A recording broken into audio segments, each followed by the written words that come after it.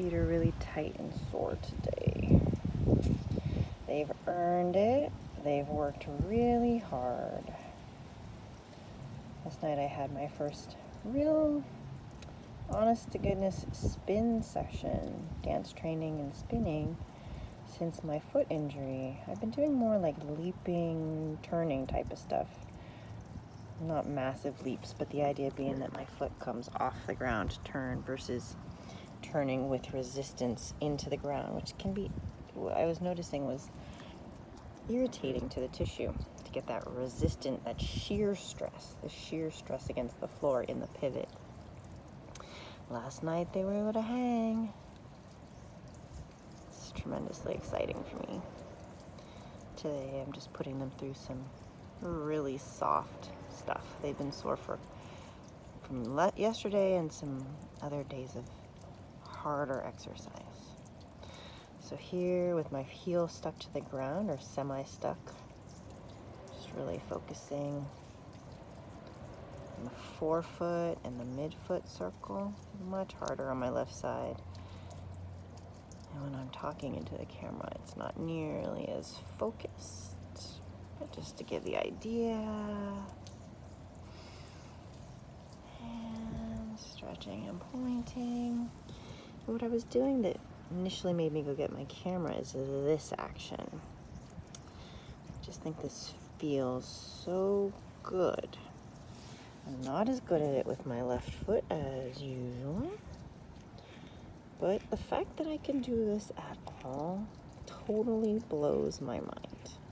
The fact that I can spread my pinky toes, more or less. It's not as impressive a flare and spread as I have on my right side, and it's not as impressive as some people. I just don't have that activation of those toes at this point. I may never, but they're certainly incredibly more mobile than they were previously. But this action of reaching them and grabbing some ground, I'm making that flick just to show you it doesn't look like any pressure because I'm not crunching my foot. I'm not doing anything really aggressive with it. I'm just sort of mindfully going through reach, press down, grab in, reach, press down, and grab in. And I think you can see that the ball of the foot is off the ground. And I'm getting a lot of activation at the medial arch. For me, that's a lot of activation. I'm so proud of all the beefiness of those muscles at this point. I just like to show off that my arch is quite high, but I've probably developed upwards of 2 centimeters, which is crazy, of muscle on the instep of my foot. So the lighting is better for this foot. And like I said, this foot actually has better activation. I can push down harder. I can push down straight into those toes such that I even get this little digit imprint. I can do it on the other side, but I didn't show you. But here it's very pronounced, and I can get it pretty symmetrically on all but my pinky toe. Again, I don't want this video to bait me into a harder exercise routine for my feet than I was planning. And sometimes that softer, low-key engagement is super valuable in between harder training sets. But here I think you can see, what I wanted you to see is that here I just rolled my leg out, but I'm not actually doing that in the exercise. I'm reaching and then trying to dome the foot. And I'm really focusing on not just the big toe, but all the digits.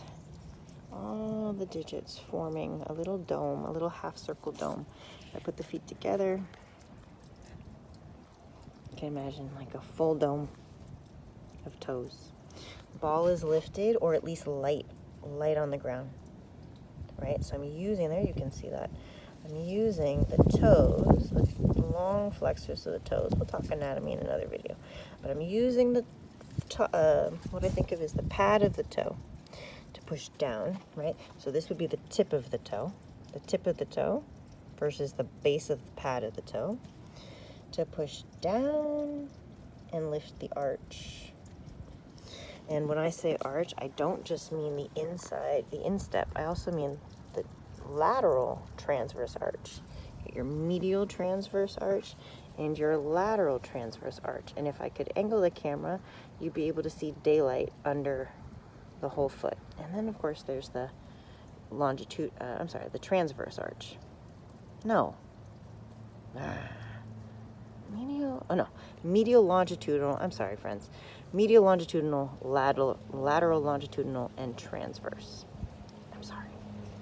Sorry to introduce jargon and then confuse it, but that's the idea.